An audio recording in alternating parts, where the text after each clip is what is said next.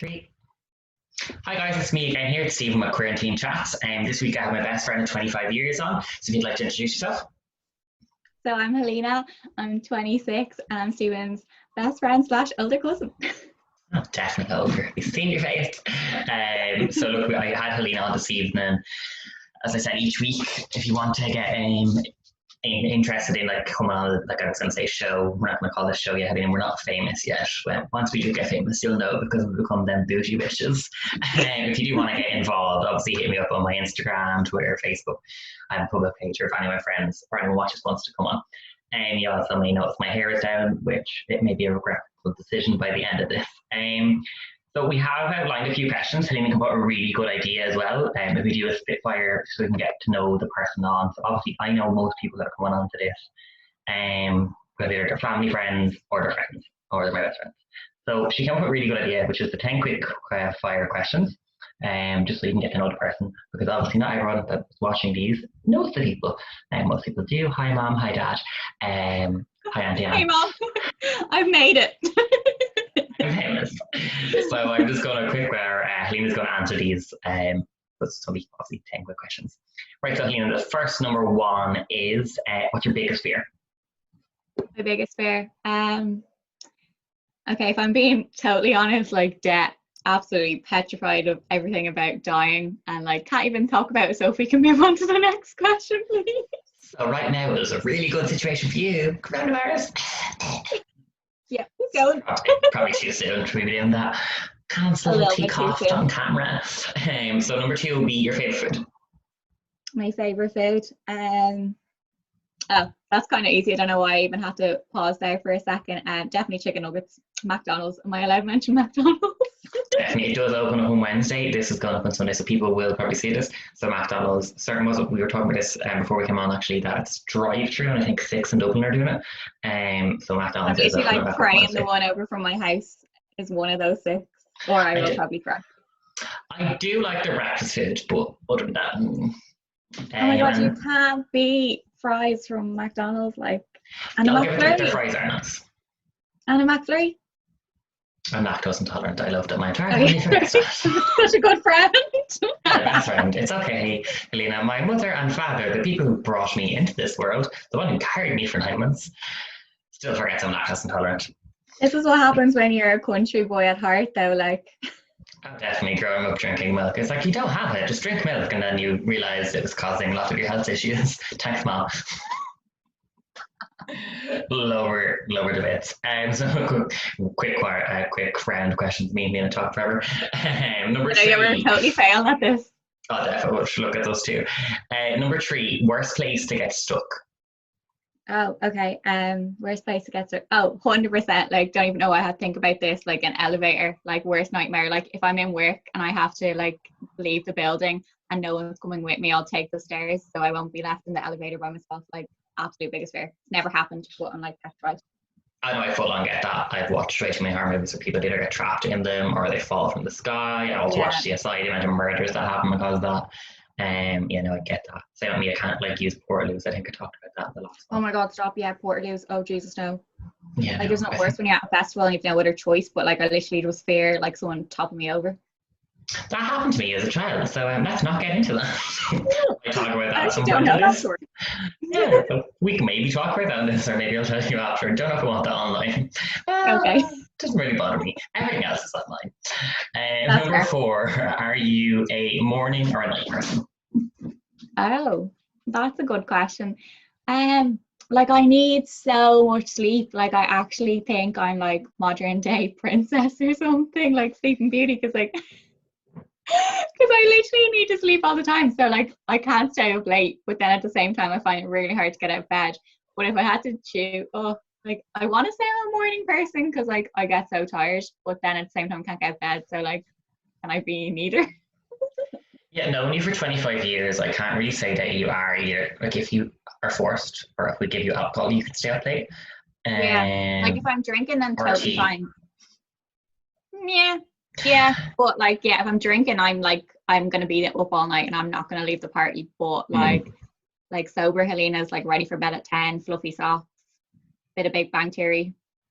Yeah, no, you're definitely not a morning person either. Then again, most times I've had to stay in your house. There has been some stupid reason why we're up at 6 a.m. But it's not my fault. We had to travel to Belfast to make that. Oh my God, yeah. God, that was ages ago now. 10 years ago, I think. Real. Ugh.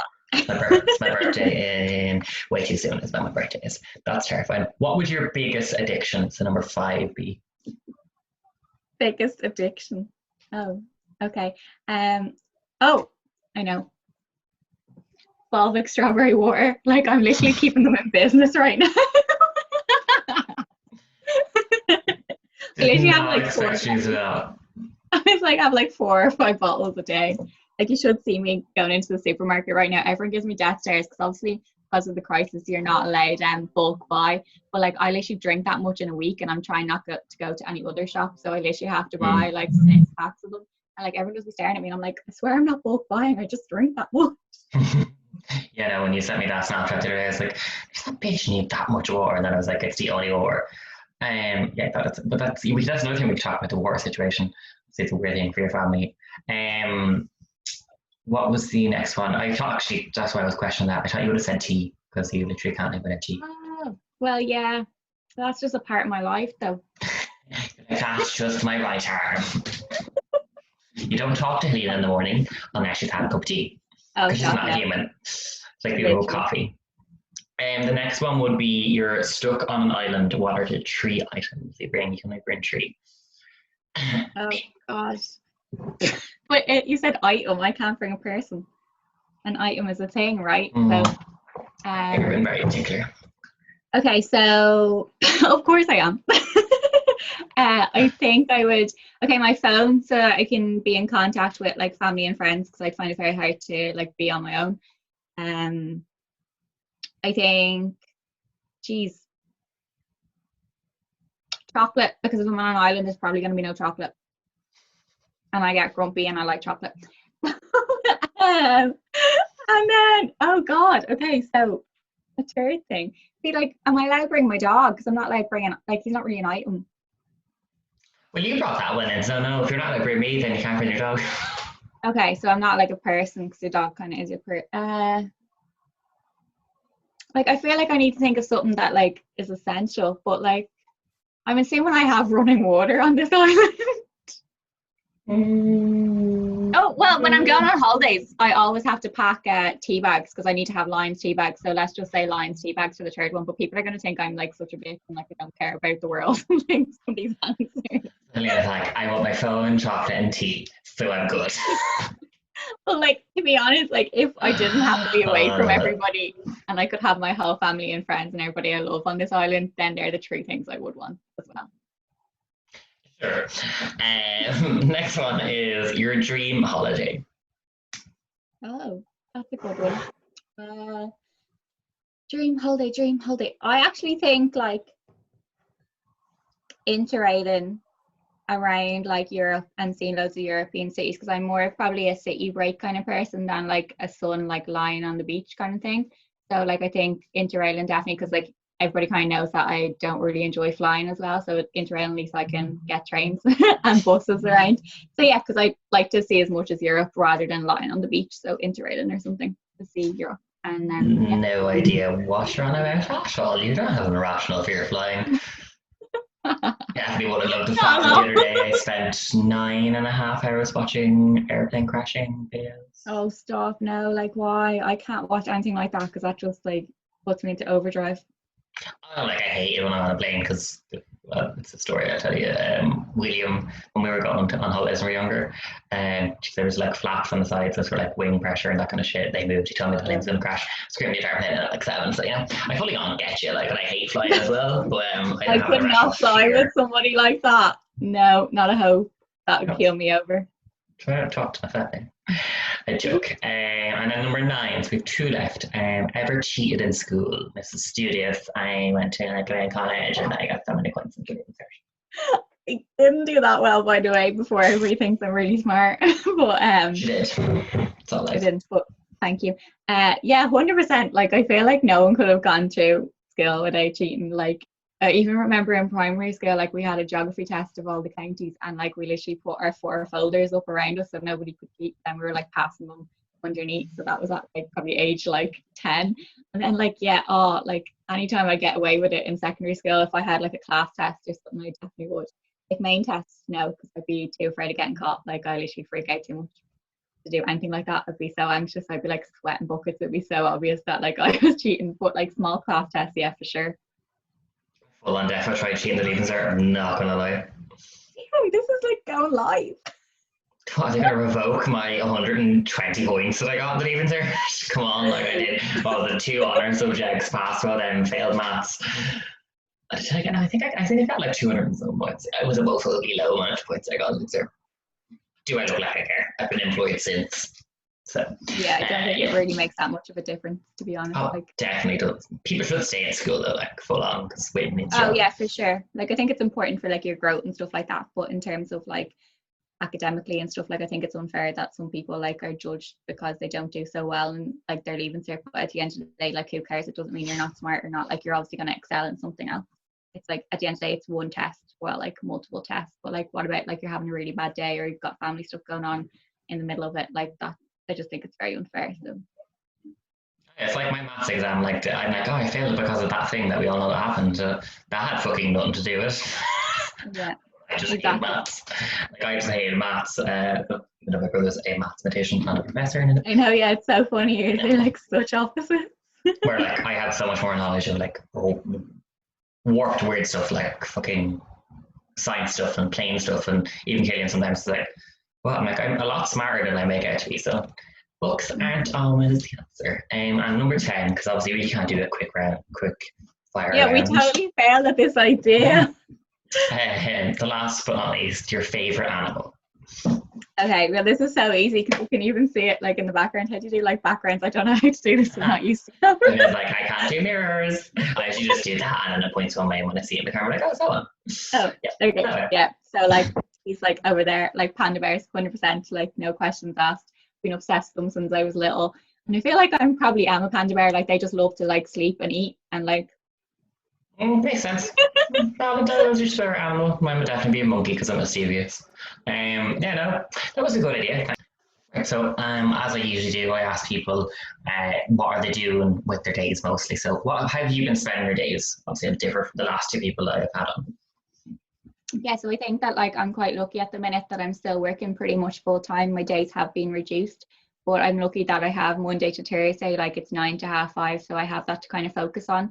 Because like obviously if I would have lost my job, things would have been a lot different, and obviously a lot of people unfortunately are going through that at the minute, but I have been lucky that I've had that to keep me occupied.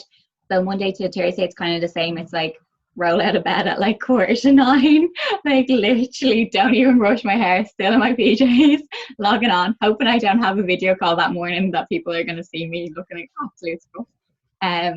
Then yeah, so the day is just pretty much normal, like between meetings and like just getting through my daily tasks and work. And then I suppose I have a 3-day weekend now, which is actually kind of been nice. Like it's been nice to have that little extra day. So like obviously there's not much we can really be doing at the minute, but I have kind of had more of a time for myself and like being around my family and stuff, which has been kind of nice, as well as like obviously like exercise and stuff. I feel like that when I'm working and stuff, I always put that to the last thing on my list. Like I'm literally like, oh, I'm so tired when I come home. Like when I get home from work and I have my dinner and stuff, I'm like, oh, I'm so tired. But then I'll spend 2 hours watching like Netflix or something when I could have been going for a walk or something. That's probably one of the things. Like I've definitely made more time for like exercise. And then I suppose as well, like I've kind of started baking and things, which is something that I've always liked doing. And like in school, when I was in secondary school with home ec and stuff, I would have done a lot more of it. And then I'd do it again when I come home and stuff, and I would have enjoyed it. But as like the years went on, I haven't really been doing it as much, so I've actually kind of gotten back into that a little bit. So it's kind of been nice that way, that I've been able to do things that like normally I wouldn't have time because I'd be too busy like on Netflix or scrolling on my phone. So I've kind of started to realize like the important things and like that. And in regards to obviously your business, so seems to be a little bit of feedback there, sorry. In regards to your business, obviously, you know, William is my brother, obviously it's your cousin. You said you'd watch his one. Obviously, teaching has changed so differently because obviously they've had to go online. Some of the teachers have to learn how to use a PC for the first time. Some of them are using tablets, so it's all a new learning curve. Do you think, obviously, I'm not going to mention what industry you work in, but obviously your industry is going to be greatly affected by this. Well, obviously the company you work for and that industry, but do you feel that you've had to change certain ways how you go about your daily work life because of this? Has it affected you, or because you worked in an office, do you think you were kind of more prepared for this and it was just literally you're bringing your PC home? Yeah, well, like I suppose like I don't mind saying what industry I work in. So I work in property. So I feel like, but because I'm in the finance accounting side of it, it hasn't probably affected me as much as a lot of my coworkers and stuff like that. So obviously with property, like we were kind of hit straight away because like obviously at the moment it's kind of people are wondering if it's a safe time to buy. Banks aren't really 100% on lending and things like that. And then obviously with the construction stopping, I think that's actually construction sites are opening again next week, so that will kind of help us. But obviously with that, it's all kind of like plateaued and like it's kind of like what way it's going to go. So in terms of me personally though, we've been kind of lucky that like everything we do is on our laptop.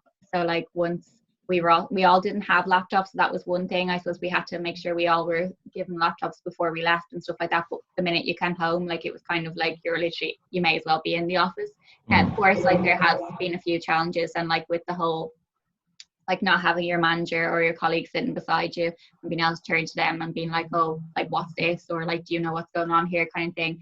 Like it is that bit harder because you have to wait for them to answer the phone. You don't know if they're at their desk, like especially with like different things. Like I'd need a lot of approval from my manager and things like that, whereas like if she's right beside me, I could be like, okay, I'm on the phone with someone, I can be like, yeah, I can get that approved straight away for you. But now I'm like, oh, is she on her lunch at this time and stuff like that. So there is things that did take that bit of time to adjust to.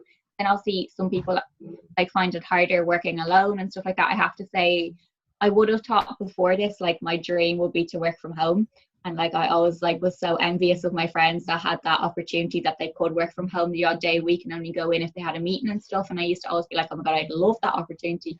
But then like from this, I have kind of noticed that like I think I'm more motivated when I've got people around me, and like that, like I've got a whole hustle and bustle. I can turn like next to someone and kind of like ask them and like cooperate more and stuff like that. So I was actually kind of surprised how I felt working from home. Now, to be honest, I was talking to people about it and stuff like that, and I suppose it is kind of a different time because like I have to be at home. It's not my choice.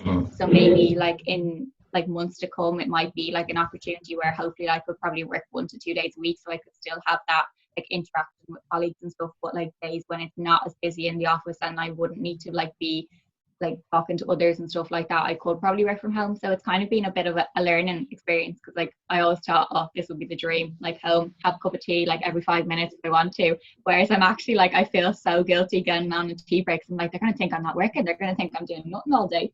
And I'm literally like, oh my God, Mom, like I have to go back upstairs. And she's like, Lena, did you not take tea breaks and work? And I was like, oh yeah, all the time. And then she's like, why won't you have at least one here? And I'm like, yeah, but there they knew I was working in between. So like, it's just funny the different things that goes on in your head. Yeah, no, definitely. Like obviously with William from teaching, they had a learning curve because now obviously most teachers nowadays do work with technology. But obviously you do work obviously mostly on your PC or your laptop. Obviously I've said some people didn't have them, so they would have had to like obviously be used to working at home. Obviously I mentioned that you did always want or envious of your colleagues that were working from home. I would talk on that point there would be obviously completely different in this situation where we're being forced to work from home. If you had the option, as you said yourself, I think you would benefit from it a lot if you were given like, okay, you can actually work 1 or 2 days, or you can work say Monday to Wednesday, you can work a full day Thursday, or you can work a half day Thursday in office, the rest at home, and then you can work the Friday morning at home. That kind of thing where you're splitting up your week, that kind of thing. And I I've been in the office definitely all think, the time. yeah, for sure, because I think you do kind of get that more of a work-life balance working from home, because like I feel like in the office you're always told about looking after your mental health and getting that balance. And I used to kind of always wonder like, how do you get that balance? Because like you leave your house in the early hours of the morning, you're not going home till late at night, so you really only have your free time during the weekends, and that's only 2 days. So I used to always kind of think in the back of my head, oh yeah, sure, I get work-life balance, but I'd be kind of like, do I though? Whereas now I kind of see like, obviously, okay, I wouldn't have the best routine, so like I'm hardly the model work from home person, but like because like scrolling out of bed at like 9:15 is not ideal, but like otherwise like yeah, see that's it. But I think ideally you probably should keep a routine and get up kind of at a good enough hour and like have your breakfast and whatnot. But I think in terms of the evening time, like literally I clock off at 5:30 days that aren't busy. The computer's closed at 5:35. The computer's closed down at 5:35. Like you've got your dinner and all done by 6. Like, and then like you have a good 3 to 4 hours before you're going to bed to like fit in exercise, call a friend. Like obviously in more normal times we'd actually be able to do things like go to the cinema, go blah blah blah. But now at the minute it is really just going for exercise or calling a friend. But that just shows that like if it was like pre-COVID or like post-COVID, that like I would be able to have more of a balance if I was working from home, because like that if you were working on a Sunday or if you worked from home on a Friday, like you could be ready to go out with your friends by 7, whereas I don't get home till 7, half 7 on a Friday. So it just kind of, I do feel like you could get more of a work-life balance this way, and I'm kind of hoping more companies will see that from this, and that like it actually is better for their employees if they're able to work from home and stuff like that. Yeah, especially when having Killian, my partner, work for the company that he does. They always had a large group of people working from home because they employ a lot of parents that have kids, that kind of stuff. They can't work in the office. They can come maybe 2 days a week while the other one's off. So then I think a lot of multinational companies have seen, they looked at work from home as too much of an expense. It did take a pandemic to come around and swipe everyone up and like, you can't work in the office, so we have to spend the money. But then they found that they didn't have to spend the big money. You don't, like as a company, yes, you need to supply a PC or a laptop for your employee to work. Yeah.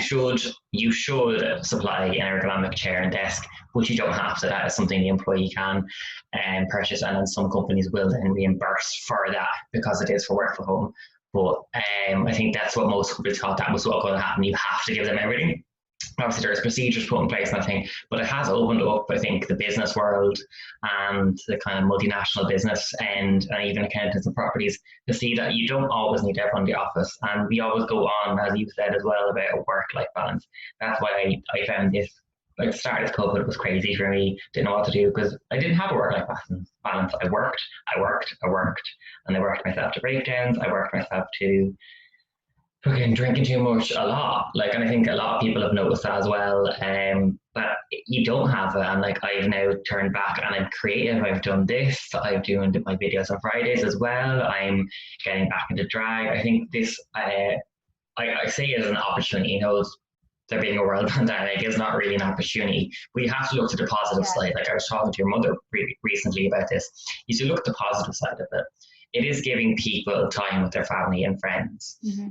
You're maybe reconciling with someone that you fell out with, or you're reconciling with your own mind and that kind of stuff. It gives you that end. You are building up maybe a more care for your mental health. Now there is the other end of it.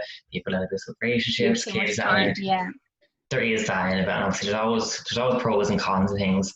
But I do think it has opened up a lot of doors. Like I was saying, I asked William, obviously in your industry, you've just mentioned yourself, you would like to work from home for a couple of days. Do you think you're going to see a large increase of people either leaving the industry you're in because they find the hours work at a 9 to 5 is not their dream job? It was when, say, they were 25 and they got into the industry, but they have, like, say, 4 kids now, the wife, or they want to work from home. Do you think you're going to see that? Because obviously in teaching, as William said, I don't keep going back to him, it's just because obviously being someone who works in a larger industry, it is something people are going to think about. Them kind of people, as he said, usually have a 5-year plan. Do you think you will see that in your industry?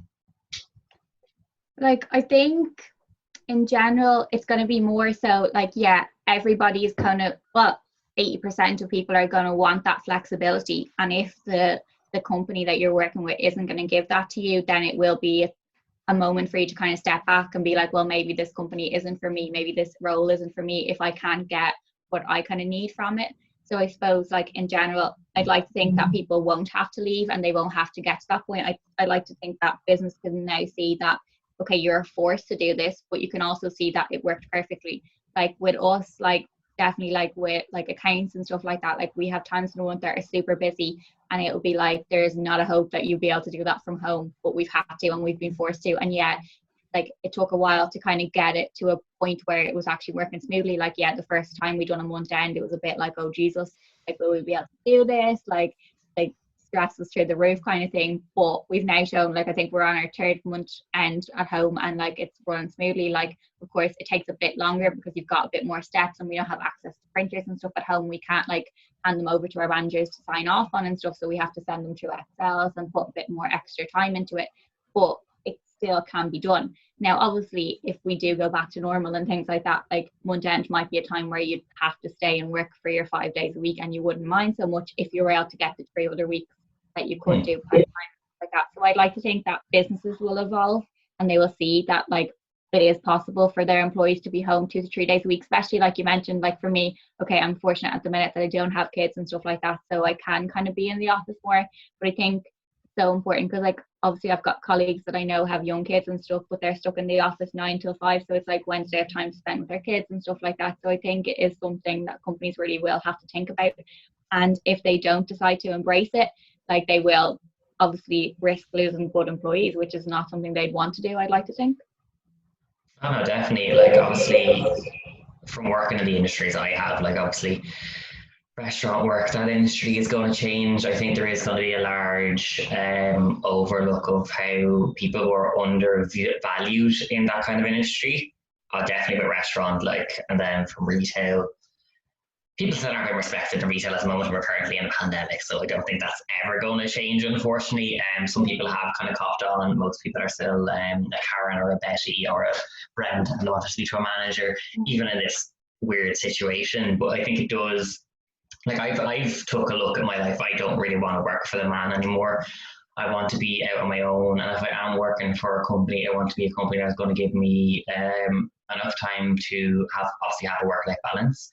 I also want to have enough support from the company, obviously in regards to mental health, that kind of stuff. You know yourself, I suffer greatly, but I have mental health issues. It doesn't half the fucking world. That supports in that are supportive in regards to your own creativity and your own life. Obviously, you're working for a company, but if you are at a low level and you don't want to be the owner of that company, you want to maybe do your own, they should support that. No, you shouldn't obviously put your own wants above it if your business wants, but I think companies will become a little bit more, not lenient, but understanding that yes, some people are just numbers in your multinational company, but that number also has a soul and a heart, and whatever way you believe it. Like, they have wants and needs that are not just someone that comes in, punches in and out. I think that was kind of an industrial thing that we all evolved in as a world and as a people. That was, you were, even us as kids, like, you remember I was working at 12, like, that's not normal. You don't see kids nowadays working at 12, like, but that was just a norm back in Cranford. Like, kids worked my parents worked at 12, like, that was just what happened. Where I think that's, people will, obviously kids nowadays are growing up a lot quicker, so parents don't get that small little bit of time, like where I didn't really grow up till I was about 12. Obviously my parents divorced and all that shit made me grow up a lot quicker, but my parents had all that time when I was a kid, when I was eating stones, headbutt walls, getting that glaze on my knee, that kind of thing. Like, where nowadays it's like, where's my iPad? I want a phone. I want to be on TikTok, that kind of stuff. And they're like 6. So like, obviously there is difference. But sure. like the work thing, I don't know, because obviously I'm in between jobs in the limbo, whatever you want to call it. I don't know where I am, but I just need to keep my mouth shut. About that situation. But that's even the same thing. People who were going for jobs and were changing over that were left. Obviously the COVID relief fund is a good thing that was there for people and to help out. But even you said yourself, you were cut a day, and that does make a difference. Obviously, it's only a certain amount over the year, and it's only a certain amount out of the paycheck. But that out of that paycheck, obviously, we should be saving. But me and yourself know, even the people that have watched the video that went up on Friday, I am clearly spending money I don't have. Yeah. But, you know, some people are saving, you know, just trying to get a mortgage in the next couple of years, you know. So like, hey, land, can you remortgage thing? But even the thought of that, like, obviously you're in the property industry, that's something I am looking at, and Killian's looking to, like, to buy soon enough, like in the next year or two. Obviously, to have our own house and stop paying extortionate rent. Do you think there's going to be, obviously because you work in the industry, a difference in rent prices or mortgages, or will like, obviously there was a drop the last time we had an economic issue. Do you think that is going to reflect now? It's a difficult one, and I think it's one that like the conversation's kind of happening a lot in work at the minute, and like everyone's a little bit unsure because obviously like the economy is a little bit more stable than it was back in like 2006 2009, because that was an economic recession, where this is a global pandemic, so it is slightly different. So it's kind of, we're going through a lot of unknown and uncertainty at the minute, so there's a lot of questions there. Like a lot of us do expect that house prices will fall, because of course people are too afraid to buy at the minute. They don't know whether their job is secure, whether things will happen down the line that will affect like house prices and stuff. And I think because of all that, prices will have to go down, because otherwise we won't attract people to purchase the properties and whatnot. So but it yeah, like it's a positive in a way, but then in another way, will the banks lend? Like that's another question. Obviously they're going to be a little bit more cautious, because a lot, like so many thousands of people in Ireland right now are receiving COVID payment, which is kind of a social welfare payment, and in a way the banks count that as a wage, which is unfair, because there's probably a lot of people that right before this hit were probably about to get their mortgage approved. They probably already had approval but hadn't bought the property, so hadn't drew it down yet, which means now they're kind of stuck in limbo because maybe their husband's lost their job or is on the COVID payment, and the banks are like, well, that's social welfare. Like, how can I say that you're going to have a job 6 months down the line? And the person can't say it, the business can't say it, because nobody knows what's going to happen. So I think there's a lot of uncertainty, and it's like something that I wouldn't like to predict. Like, I can't say house prices will fall or rents will fall, but I would be surprised personally if they didn't. As the kind of rent, well, like I won't say rent free, the mortgage freeze, has that affected the industry for you? So like in regards to payments, and like how is that working out? Because obviously I'm a renter, so it's not something that affects me. Obviously I know the owner of the house and he has a mortgage. But how, like, what way is that working? So the banks froze it, or the banks are paying for it, and then someone owes that in 6 months' time when the freeze is lifted, or what is happening there? See, I wouldn't really know much about the rent freeze, because I wouldn't be like involved in the rental side of the business. But in terms of like mortgages and things like that, at the minute we are seeing that becoming a problem, because there's people who are close to going from sale agreed to completed on properties, but then they found out that they might have a job to go back to and stuff after this. So then the banks are kind of querying, oh, well, will you be able to afford to pay this back? But like 6 months ago, they had approval on it, but they were waiting for their property to be finished being built, or for solicitors to sign off on things. So like 6 months ago, this couple were like the happiest they could have been. They've just bought the dream house. They've got mortgage approval, but now they're sitting in front of, probably not in front of a person because now everything's done online, but they're sitting in front of a Zoom call like this with their bank manager or whatever, and he's kind of saying, oh, well, you're getting COVID payment at the minute. Like, to be honest, to us, that's social welfare. So like, how can I say that in 6 months' time you'll still be working? Will you be able to repay this mortgage? So for them, it's heartbreaking, because they were about to like move into their dream house in the next 2 to 3 months. But then for us, that's a loss of a fee, because that property is not going to be sold, and it means we're not taking our fee. So that's why it's probably not the best of sectors to be in at the minute, which obviously does give a little bit of anxiety to myself and my colleagues. Like, we don't know where we will be in 3 months' time. We're so lucky to have a job right now, and that's why I'm trying to stay positive. Like, I could have lost my job 3 months ago, so the fact that I'm still working, okay, reduced hours and things like that, but at least I still have a job to go to 4 days a week, still getting paid, maybe not quite as much, but I'm lucky that I still live with my parents, so my rent prices and rent prices and stuff won't affect me too much. I don't think they're going to kick me out anytime soon if I can't afford to pay my rent. No judgment, please. You're just jealous.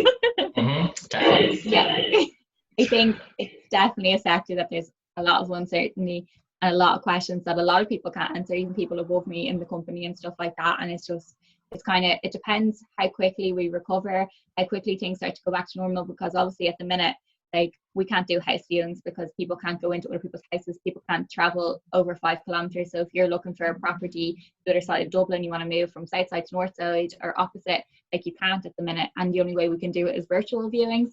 And they've actually been going quite well. Like, surprisingly, people have actually got very involved in that. But at the same time, how many people will be happy to purchase a property without actually seeing it in person and things like that, because it's a big investment. So it's just kind of how quickly we go through the lockdown, how quickly the company reopens, and that, like, the fact people can travel again, people can go into each other's houses, like, that will make such a difference to us as in our sector. And then obviously construction getting back this week is a big positive for us, because like new homes is a big sector, and like obviously if they're not being built, they're not being sold. So it's all very much a learning curve, and just have to hope for the best and stay positive and not panic too much. People panic. What are you on about? That would never happen. And like, like obviously in regards to obviously new purchases, that kind of stuff. Obviously, look, that is something me and Gillian are looking into. Like, it's not going to be for a year or two. Like, sorry, Gillian's computer getting updates from work. He is off. Give away.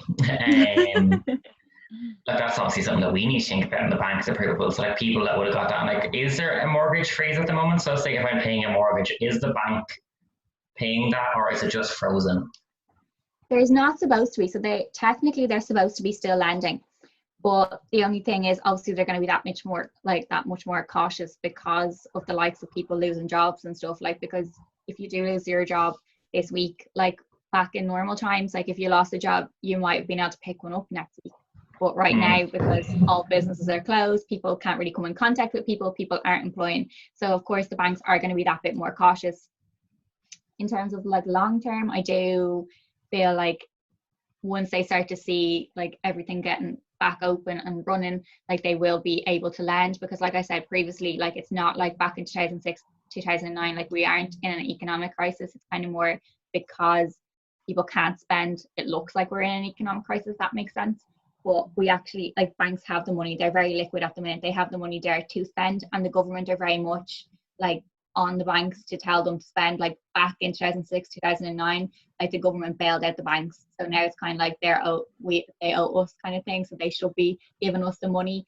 And like, of course, like, yeah, they have to be that bit more cautious, because there is that likelihood that, especially with mortgages, because it's such a big amount, like it's not like 10 grand, it's normally like 200 grand up. Like they want to be sure that it can be repaid.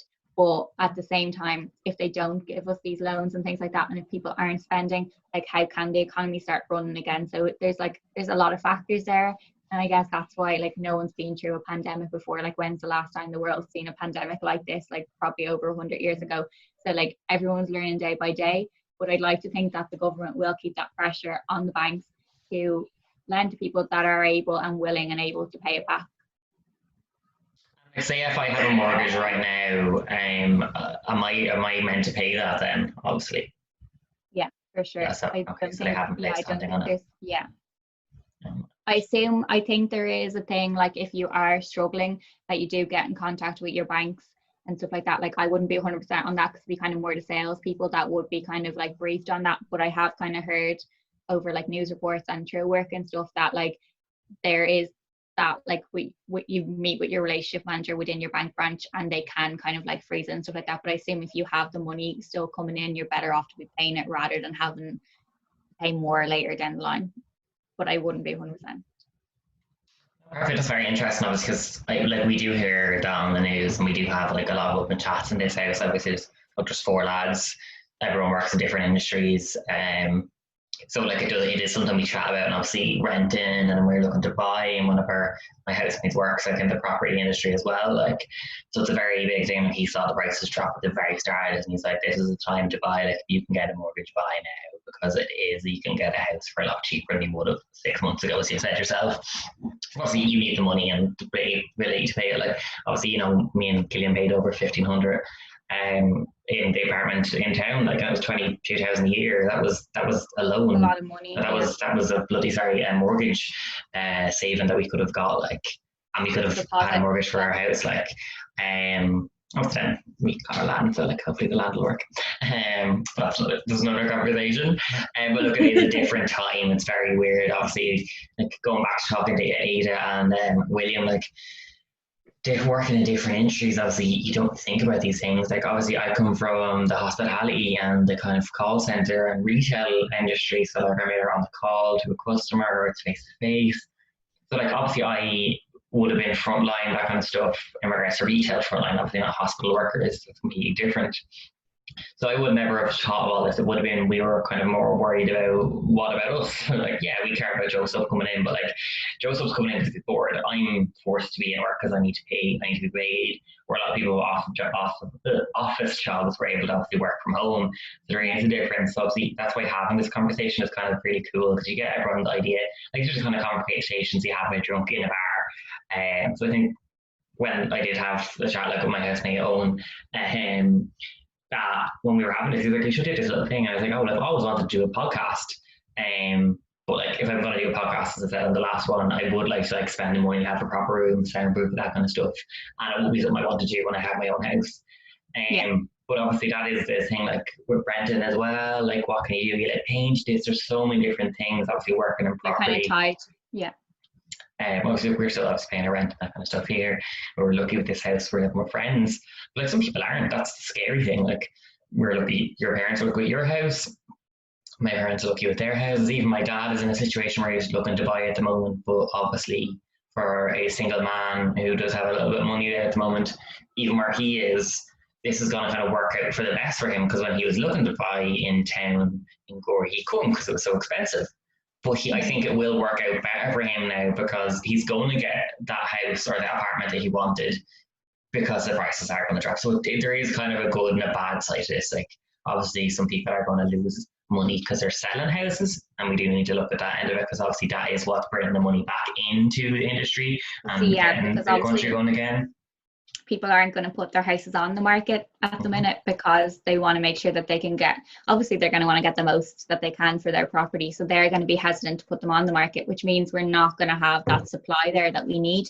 And everybody knows that Ireland like literally is so short on houses, like supply is not there for the demand to match the demand. And I think that's one of the biggest like fears that people would have when they forget about the virus, is the fact that if we're not selling houses and if they're not being built because construction sites being closed, like we've already have such a homeless crisis in Ireland, and like there are so many families out there crying out for a property. But if people are too afraid to sell it, like there's more that people that are stuck in like rented accommodation, hotels, hotel rooms, etc., for longer periods of time, and that's not what we want to see. So that's why I think it's so important that the government do put measures in there to like encourage people to buy and sell. Yeah, definitely. Like, obviously, you've been stuck in this renting cycle for the last 3.5 years. Obviously, Killian's been renting a lot longer than I have. But obviously, just coming from, I'm not going to say a frugal home, but was a frugal home. Like, we did have money, we went on nice holidays, but my parents saved a lot, and obviously, they bought their house. But back in the day of mine and your parents' life, you could buy a house for 35,000.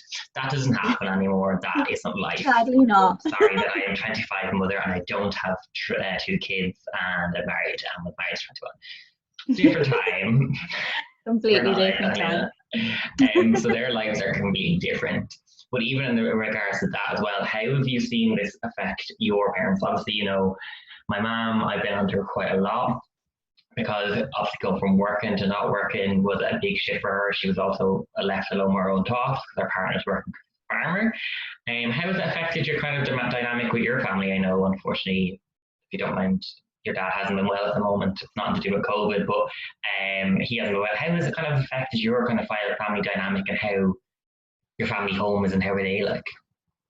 Yeah, I think I've been quite lucky and fortunate that like it is just me, my mom, my dad in the house, so it's not crazy busy. There's not too many people here to kind of cause like friction and arguments, and like I would get on quite well with my parents anyway in general. Like I'd be very close to them, so I'd be used to like spending time with them and stuff, and I'd be comfortable being here for long periods of time and stuff. So I feel like there's obviously people out there that are in situations much worse. There's obviously people stuck in hotel rooms, which is awful, and things like that, and people living with like abusive partners and different things like that. So I feel like at this time you have to remember that there are people in a lot worse situations, and like there's people that like, especially like young kids that are living with parents that are struggling and things like that, like going to school would have been like their outlet and things like that, like whereas they get that break from home and all the problems that were going on. And like I feel like for that reason I personally can't complain about my situation because I think of how much worse it could be. But I think in general, like my mom's kind of, obviously we've spoke about it a few times, like we're kind of like, oh my God, we're on day like 70 in lockdown, like how are we doing this? Like kind of, and we kind of like forget how long it's been. But for her, she's kind of said that like things haven't changed greatly because obviously my mom hasn't worked for a number of years from being sick and different things like that.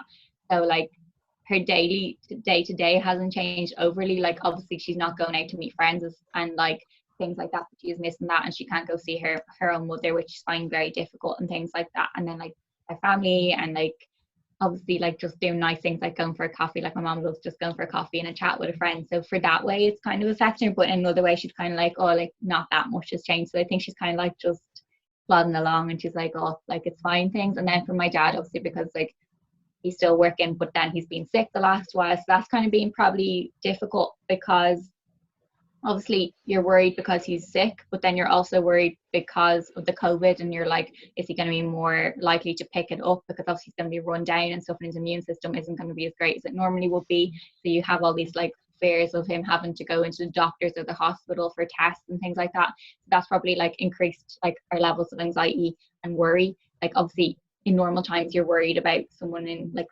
that you love being sick, but then in this situation I think it's kind of like it's heightened, definitely. So I think that has been difficult. But then obviously again, like I said, there's people in so much worse positions, and like thankfully like my dad's kind of like getting better. He's home from hospital, he's well, and he's happy, and he's still slagging me, so he's definitely in good form. So I think in general, like it hasn't been the worst situation for me being home. And I think like we worked well. Like I'm lucky that I get on well with my parents, because obviously there's people out there that kind of clash with their parents and stuff, and I feel like being stuck with them for this amount of time could have been a lot more difficult. Yeah, like if I love my mom, she is my best friend, love her to bits. Because I haven't lived at home for nearly 4 years, if I was to move back in with her, like we definitely would have fell out like for the first like couple of weeks, because like when I weirdly, like anytime when I was working and I had time off and I was sick, if I had booked time off and we weren't doing something, I didn't like it. And if I was sick, I didn't like it because I wasn't at work doing something. And it was weird when this happened. I kind of had, yes, I had a couple of days like that when it first happened. I was kind of scared about it, because I was like, I have asthma, what if I get it, what if I die? So it was all very scary to start. So your mind was elsewhere. You didn't care if you were working on. But then I came to the point where I was like, oh, this is actually kind of nice. No, it's not nice that I can't go up and do anything, but it's like your mom. I used to always ask her mom, like, how was she okay? Or just sitting there with her own thoughts. Now, obviously, your mom is just a completely different person than I am. Like, and as I always say, she's my funky Auntie Anne, because she does look at the world so differently. But now I'm starting to look at it in that way. Like, as I said to her on the phone the last night, look, I've had my wobbles, I've had my couple of days, I've had my arguments, I've had my calls, I've left lovely messages. Messages. You nearly lost our friendship with those messages. Vanilla vodka, love that. So like that was one of the times where I was having a breakdown. I wasn't telling anyone, but I didn't know it was happening. So like that kind of thing of like a mental health is completely different. Obviously, some companies are helping with that. Obviously, there's no company here to support me, just Killian, poor chap. Obviously, and the rest of the family and all. But I do think obviously my mom then as well, because she's like your mom. She usually works 3 or 4 days a week, then I guess cut down numbers come after Christmas time, coming up to summer, she then builds up more days again. She's also at that age where she doesn't work that much anymore. But this is because she was working then a couple of days, and she has worked all her life. It was very, very strange for her to acclimatise to this, because obviously your mom had acclimatised to this because she has been working quite a few years because of her health and that kind of stuff. She had acclimatized to this a very long time ago. I think I took to like your mom did. I think at the start it was a bit weird, and then you plateaued, you're okay with it. You go through stages, don't you? Like there's some days where you're like, oh, this is totally fine. Then other days you're like, oh my god, the whole world's gonna die, and like, oh my god, what the hell? Yeah, and then like where my mom like at the start of this like needed someone to call her every day because she couldn't be alone with her own thoughts. She couldn't be by herself because she was so used to being in like your mom and having a coffee. Yeah. And she was just like, oh, I'm at home. And saying that, my mother has redid her entire garden, restoned it, replanted stuff. I have never seen so many flowers. She used to give out to me for spending. That woman is in a cash and carry at least once a week. I was going to say more than once, but then she'd be that person. Oh, yeah. Is. But the cash and carry is only leave the house for essential reasons, Stephen.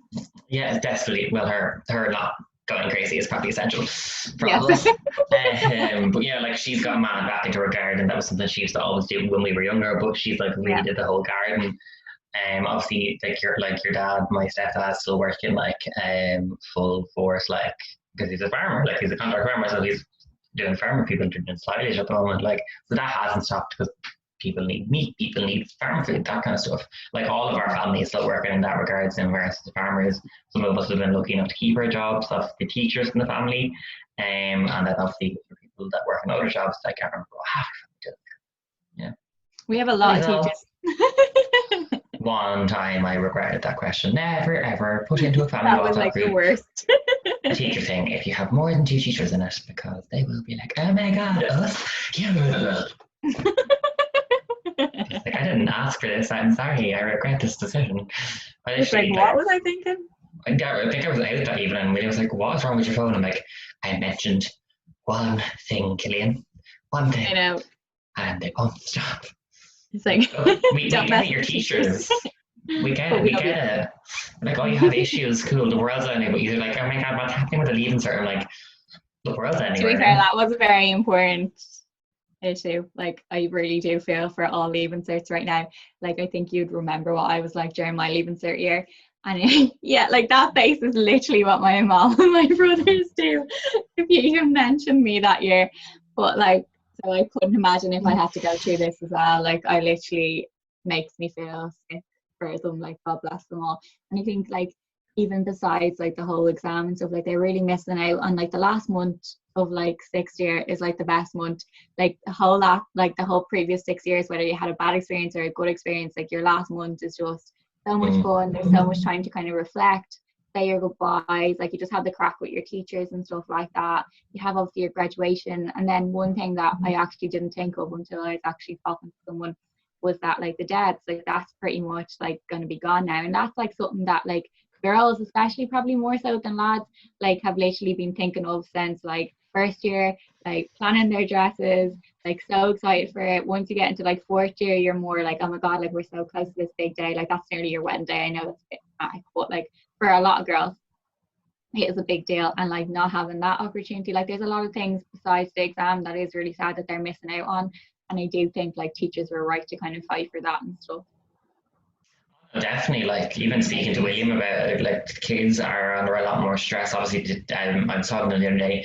I think the 6 years have stopped schooling now. I think it was like last week. Everyone else is still doing it, but like it's changing now as well. How everything's happening. Like they are doing the leaving cert, but they're getting. I don't think they are anymore. Yeah, and everyone's getting like a common thing. Yeah, now it's kind of like questions. They're gonna be like graded or something on like all their grades from like throughout 5th and 6th year, and then they'll get like an average or something like that. But then obviously, like I'm like, personally for me that would be a disaster, because like my grades full on fluctuate all the way through. Like I'd have a good test, I'd have a bad test, and like if you even compare my mocks to my leaving cert, like there's only 3 months apart, but like I wouldn't have got my college course if I got my score in my mocks to my leaving cert. So it just shows how much you can learn in that space of time when you're really committed to it, because there's a lot of people that mightn't have loved school that much, weren't a bit bothered, or not even not love school, like they might have just really found a lot of pressure and found it a lot stressful, and they had things going on at home that I mentioned before. Like you just don't know what's going on in someone else's life, and for that reason like it's very difficult to like say, oh, we'll just use all your scores and give you an average, when like they could have pulled it out the bag on the day and done really well and got the course they wanted. So I think for that reason, but then I get that we're tied at the minute, because it wouldn't be safe to put like 60 odd students into a room like for 3-4 hours, and then obviously they were going to meet outside of class and stuff like that. So in a way I'm like, they had to postpone it, but then in another way I'm like, I'm thinking of myself, like I wouldn't have probably got the course I got, and like that's really upsetting to think about that for the poor people that are in that position right now. So obviously they have the option to go next year and do the leaving cert again, but that's a whole year of their life on hold, and another year of going through 6th year, because they pretty much lived it, and they've lived it worse than probably most people have, because everything that's happened in the last 2-3 months, like you're already so stressed during that period, and then to have this thrown on top of them. 1 minute they were told they were having the leaving cert, 1 minute they were told no, they're definitely not having it. So they're like, should I be studying, should I not? And it's just so much unknown and uncertainty. And for someone so vulnerable, like a 17-18-year-old like student, like they're not fully adults, like, and like obviously there's a lot of pressure, like they're just about finding themselves, they're growing up, they're learning who they are, and there's just so much going on there. So I think it's such a difficult decision, and I wouldn't have liked to have been one of those decision makers or to be a teacher right now, like fair play to William and our other cousins, and obviously people that we're not related to that are teachers as well, because there's a lot of pressure on them, because I assume they were the only people that their students could turn to for answers, but they didn't have the answers because obviously it wasn't up to them. And now obviously, like, I'm not sure if any of our cousins have like leaving cert students, but now they're under that like issue where they have to give students a grade, but they might know these students personally or known what courses they wanted and known, okay, well that one wanted medicine and I'm here now going to have to give them a C, but like does that mean if they get a C in every other subject they're not going to get it? And like that's so much pressure on a person, and I actually couldn't. So I think fair play to all teachers right now, they're going through an absolute lot. And I feel like they don't get that much credit a lot of the time, because people are like, oh, they get 3 months off in the summer, like they live the life. And I'm one of them, not gonna lie, like I'm so jealous of all the holidays they get, but they do deal with a lot. And like for some teachers, they're like a student's role model. Like some people don't have that like supportive network at home, and their teacher is that for them. So for that reason, like it's very important for us. I think I kind of went on that. Jesus, it's the background noise there. The feedback does get me every time. I mean, it's John Chas with Wi-Fi. No, definitely with that. Like, obviously, the teachers having to do that, but then obviously, I spoke to William because I even brought you up in that regard. I was like, that why I said that, like, I was talking William's like, yeah, but we have to grade them that way. I was like, yeah, but William, think about it, like, Helena and mocks, you don't remember, because you were so stressed, so like, your leavers are here, which is, ugh. And there's me the other end, I'm like, I am drunk most nights, so my leavings are like, legit, going out while my leavers are was happening. Even the barmen in my local town were like, do you not have like a maths exam tomorrow? I'm like, or like some other exam, I'm like, yeah, why? Like, why are you Yeah, here? anxiety Like, here and that. I don't care, I'm not going to do anything. Like, they knew I wasn't going to do anything, but they're like, you've done a lot studying. I'm like, my parents have given up caring at the stage and giving out to me. But then the people like you who were at the mocks, obviously, were stressed, you didn't do it, but you pulled it out of the bag on the day, like on that exam, and you got that essay that you needed and you did it. And like, that's the side I'm really saddened for people who are going to, like, that really do want to get them things. And then obviously, I did say like what I was like, it was like, oh, well, what was the name? John, say John's a master and doesn't do it, but he gets an alright points because you have to grade it fairly. But then obviously it's the point as well, they're grading it over the whole year. And obviously if that person doesn't work, then obviously they're not going to get that point, so it's not going to happen. But it is, and then people who would have pulled it out on the day, that kind of has been removed from it, which is kind of sad. Like for people like me that didn't want the CAO, didn't want to go to college, look, I might go back. I'm 25 this June. Sad. But for like someone who didn't go to let's college, not talk about that. no, it's like the fact you still say you're 25 on Instagram and you're Jeff or 26. Do I actually? Yeah, I full on had a bitch from my dad with that. It's hilarious. He's like, is she trying to scare people and tell her she's 25? I'm like, oh, la. Oh no, you should have told me. I'm going to update this after. Oh God, so embarrassed. I had a full on laugh, me, William, Daddy. Jeff won't talk about it. But like it is. Because it was fun. And then I just remembered it. But it is that difference. Like people who do want to go to college and get that course. But then like what's happening with colleges then? Like it's such a slippery slope to go down that. Like I spoke with William on end about it. Like it's just so different like being a teacher. Like it is a very stressful, even that even as an art teacher, like with the arts, are they been supported? What's happening there? Especially projects driven ones like woodwork, that kind of stuff. It's like really, really weird and scary time to be in. I'm very happy. That's it. When you think of like manual subjects like that, like art and like woodwork and stuff, they would have spent a good year working on that project, but that's now not going to even get graded. And it's like all that time and effort they would have put in, and that's upsetting as well, because I think like for the likes, I didn't do any of those kind of manual subjects, but I'm assuming for like art, it was probably like 60% on what you would have painted or drawn or whatever you would have done. But now they're losing that. So how do they grade that? Like, so you'd wonder, like, what was the point in that student giving their heart and soul into that project for what now? And like, what does it mean for college? Like, are people going to college in September?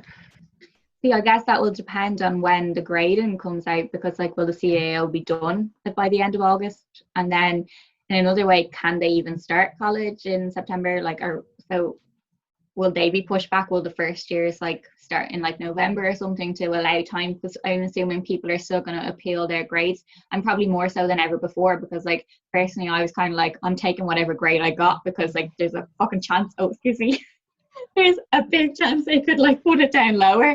But I feel like now, because people know they could have done better and things like that, and because it's going to be based on so many different tests, that like they'll probably be like, oh well, like I've gotten a B like 5 times, so why am I now getting a C kind of thing. So there will be more questions. So that will obviously push it out longer, because you're not going to be able to go to college in September if you're getting your grades at the end of August, early September, but then you want to query it. So where does that go? Is there going to be no first years in college this year? That'd be weird. Yeah, that was a conversation we had here in this house. It's going to be a very weird game for college. But I was just thinking back there, because remember when I failed maths major, I was like, I know, like, so I left a little page blank. Wasn't there doing it? Also, it was very weird now before that. That's beside the point. I was just terrible at maths. Well, no, I'm good at maths in different ways than actual numbers. I just confused my brain. Dyslexia. But William and Mom all wanted it redone. I just like remember, I just had a flashback there to like sit in the classroom. So my teacher was together and be like, Stephen, why did you get this rechecked? I'm like, I didn't. Parents wanted it done. I knew it was just like exam empty, but like it's that kind of thing. Obviously, just me laughing at that because the memory, and it's funny for me. But kids are going to be doing that to like re-see it and like get retested because they didn't get the points. It's absolutely terrifying, that kind of end. But like schooling has never really been my big thing, so it doesn't bother me. But it scares people. If I ever went to college, so something like that. Definitely, really worried. sure. Like there is so much uncertainty there, and I just, God bless them all, like I wouldn't be able to cope. Oh, no, definitely. And what another question that we did come up when you're interviewing Miss Naomi Campbell was, what do you miss the most from being locked in your four walls of the bedroom? Yeah, literally spend like 24/7 in this room. But what do I miss most? I guess like there's so much, like if you like break it down, like I feel like there's so many little things that like you took for granted. Like obviously my main things are like I miss seeing my family and my friends, and like being able to go to work, having that routine and things like that, and just like having the social connection, because obviously we're so blessed that technology is so vast at this stage that like we can do things like FaceTime, we can text instantly, like everyone's got like probably like WhatsApp, so like you're back and forth, you've got Snapchat, you can see your friends, you can text them, they text right back kind of thing. Like there's no like dial-up internet anymore. Like could you imagine having to do, like deal with this back in the 60s when like carrier pigeons would have been a thing? So that way like we can still have that conversation back and forth, and you can still chat to your friends, see your friends, but there's nothing quite like that like in-person conversation, tea and chats, like even just those little things. Like it's not even, I wouldn't be 100% like missing going out. Like I miss the whole like getting ready, getting dolled up and things like that, but in terms of it's just more like a cup of tea beside the fire and a chat with like someone you love, like your best friend, your family or whatnot. And I think like I'm trying to think, like, and then little things like, oh my God, how much do I miss pennies? Like, oh Lord God, like I took that for granted. I'd probably go to Dundrum like one night a week after work to pick up something in the chemist, but then I'd wander into pennies, I'd lose 2 hours of my life. I'd be like, oh, I'll just pick up a pair of socks, but then I'd have a basket full of stuff. I'd go to the counter, €100 down the drain, but I'd go home, get into my new pair of fluffy PJs, fluffy socks, light my candle that I just bought in pennies, and I'd have the best time of my life. It's just like little things like that you definitely took for granted. And I think that's one of my things that I'm hoping that coming out of this, that we'll all kind of be more, first of all, more mindful of ourselves and like more easygoing on ourselves. I think we're all very hard on ourselves and we expect a lot from ourselves. Like our brains are like 100% on overdrive all the time. We're always like in a rush. We have to be somewhere. We have to do this today. We have to do this today. But whereas now, like everything's at a standstill. So we have more time to think, and we've had more time to like take care of ourselves. And I'd like to think that like once this is all over and hopefully we get out the other end, that like we will take that time out and still like just like I suppose like time out for your friends and your family, because like even though like obviously like I don't want to say like for my family if they're listening to this, like obviously I do love seeing them, but like sometimes you probably be like, oh, I have to go to another like family dinner or something like that. Like you kind of took it for granted. And when it was happening like all the time and stuff like that, now like don't get me wrong, like I love my family, everybody knows that, like I'm very close to my family, but at the same time like I probably did take the things for granted too much, whereas I was like, oh, like do we have to do that today kind of thing, whereas now I'm gonna be like, oh my God, like yes please, because like now it's been taken away from us and we realize how important those connections are, whereas before we took them for granted because they were there. Like I could go to Wexford every weekend if I wanted to, but because it was there and like I knew it was there, I never thought about it. Whereas now like all I want to do is go to Wexford, and I'm like, why is it 60 kilometers away? Why are you only giving me 20k, Leo? Like come on. That one definitely hits home on me as well, because obviously like moving away wasn't a big thing when I was younger, and like it was the best thing I ever did, like moving away. You know yourself, we've been best friends for 25 years this year, like go God, road. But it was the best decision for me. Like it made me grow as a person. Yes, I have had my wobbles. I've had breakdowns. I've been kind of insane. I've been through jobs, moved 3 times. But that's the whole point. But it does, and I used to always look, oh, I have to go to Wexford. Oh, I have to go here. I have to go there. For me and Killian, it has been very, I suppose, jarring because we did take it for granted how much we could just go home if we wanted, but we didn't because we wanted to go out on the beer with our mates. And there was a drag show on where all I wanted to do was bloody hold my mother and give her a kiss. And I can't do that. All I want to do is go fucking to your house for 6 hours and not to show you till you hate me. And then I bring you a cup of tea and you're my best friend 5 seconds there. Or me and your mum sit at the kitchen table with glasses of wine bullying you. Like, sure, I say I want to do that, but I miss I you. don't miss that. I actually don't miss that. You do love our wine chats. Not only me and your mum gang up on you, but like you do love our wine chats. Remember that day when I came over and we weren't drinking and then on everything we were drinking? Oh Lord God, yeah, way too many times. It's like, what day? No, remember it was before this. Remember I painted, I think. Oh my God, yeah. And I was like, no, 100% not drinking. I've got work tomorrow, like 100% no. And then next minute we're in the garage at the office. I am skillful. Such a bad influence. Who's getting the vino? We're getting the vino. We're going to be in the vino at the garage. That one we had that right last night, even though we were so late. You were like, I have to get to bed to have work tomorrow. I'm so bad for that. I'm such a killjoy sometimes. That's being an adult, you know. I wish I could have done that as many times. I've stayed out like 4 in the morning, knowing I'm up at 6 for work for 9. Don't worry. I literally wouldn't be able to do that because I wouldn't. Not about that life anymore. My birthday is coming up, so we are going to obviously have to have some big kind of Zoom call or some shite, and I will be probably fluted and say something stupid. I didn't think we'd still be in lockdown for your birthday, but it looks like we probably will be. Oh, definitely will be. No, I thought that as well. I was like, oh, I'll be over, and I was like, again, that's not going to happen. But look, it's a difference. It goes to like you can obviously we can do a Zoom call, we can get the whole family together.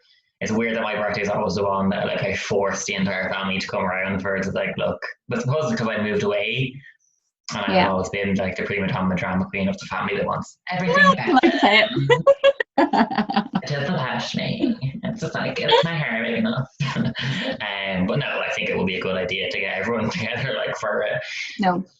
But I think that's definitely a thing. Like I think what we've learned most. I feel like this was probably going to be a question, so I'm probably starting it already. But like how important it is to take that time out for people that you love, and like more so than we did before, because like that, like obviously like I love all my cousins and things like that, but like I'm lucky that we have a really close relationship that like we keep in touch all the time. But obviously there are members of our family that we wouldn't talk to all the time. But since lockdown, like our WhatsApp's been like flying back and forth. We're all sending updates about different things. We've done a Zoom call, which is one thing we would never have done. Like there's no point lying.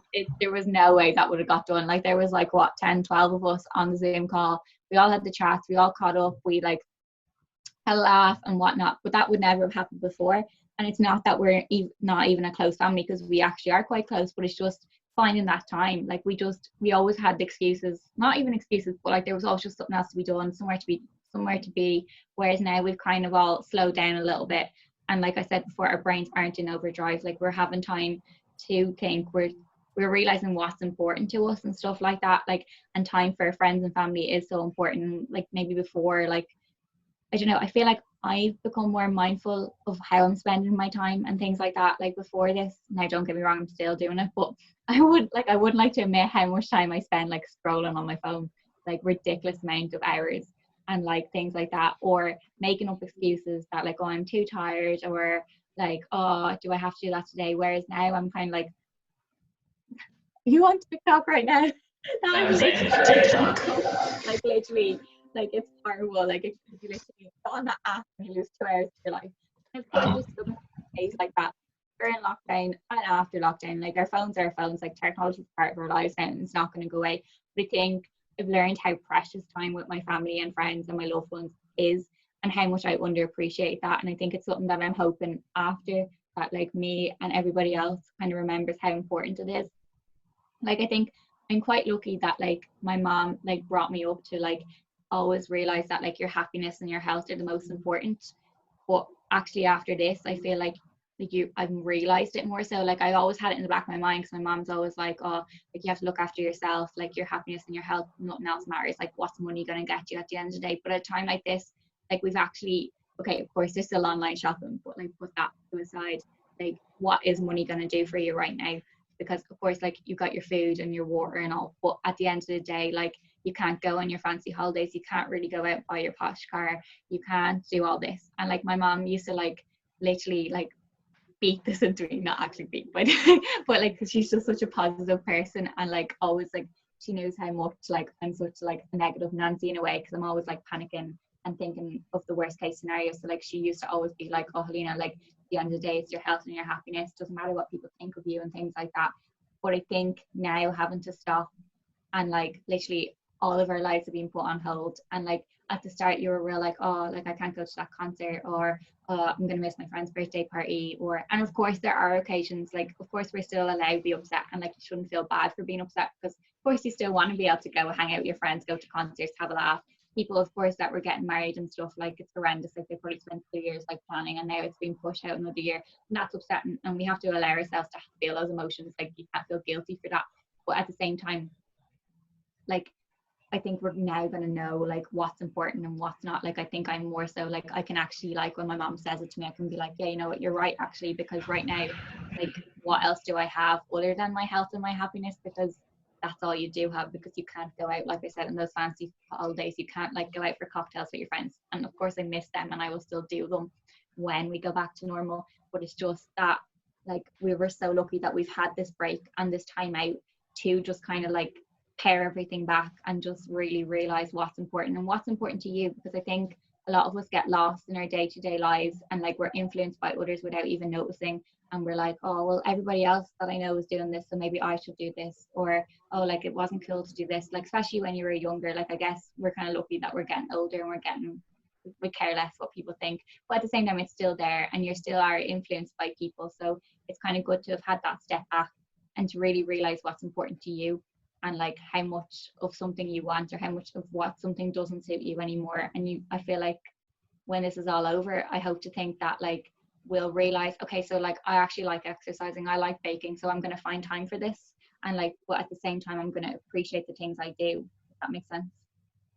Definitely, like everything you said just there, like is literally why I'm thankful for this, because I didn't realize I wasn't happy. I didn't realize that I was blocking that little voice inside my head telling me to be creative. Yes, it was because it was a fear of failure, but it's healthy to have a fear of failure. If you don't fear failure, then you're not doing something for the right reasons.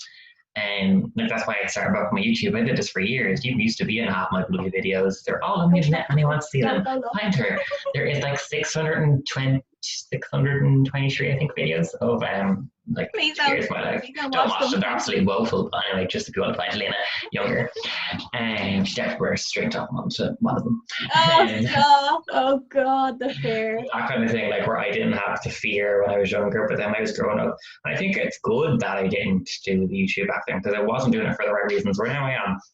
If something comes to this, something comes to this, but it's a creative outlet for me. Like, yes, I had an week this week and I didn't want to create something. I was like, well, I got all my Amazon stuff. I want to talk about the stuff I got. And even you, your mom has said to me when she's watched it once, my mom said you were very comfortable in that, you're getting more comfortable on camera like you used to be. And for like my parent who wasn't really that supportive for when I was younger, because it just annoyed her because it was around her house. But she was like, you know, like it's something you want to do. Like you do need a job, obviously, till if it does do something for you, but you do need something. But I've also had the time to sit down and like, okay, what do I want from my job as well? Like I'm in the position at the moment that I am quite lucky that I'm not working. I can look around and like be picky about what I want to do, because there is going to be jobs going, and there is going to be a large market of jobs opening back up when this does end, or when it comes. But like, you don't have to work just to pay your rent, is what like I'm saying. You need to enjoy life. And that's what it's kind of given me the view of, but I think it's given you the view as well.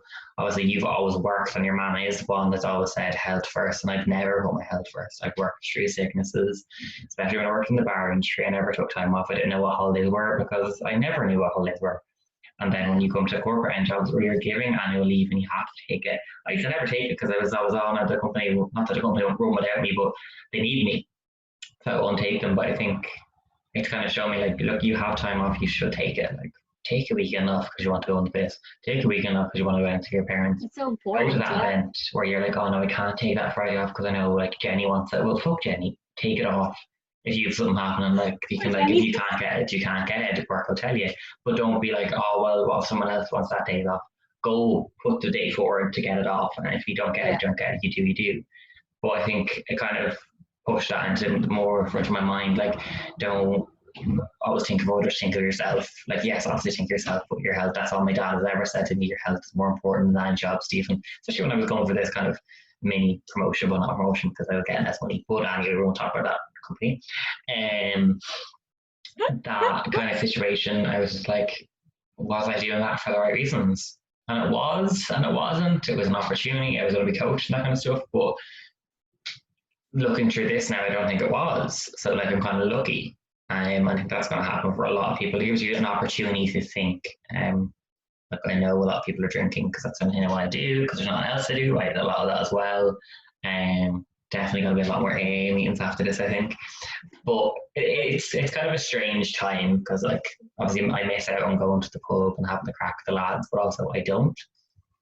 Yeah, it's funny like that because like I think in ways like I'm enjoying having this downtime, but then at the same time I'd like to have the downtime, but I'd like to be able to go and see the people I want to see and things like that as well. So it's like it's a bittersweet time because obviously there's people out there that are struggling. There's people still working through this pandemic and putting themselves at risk.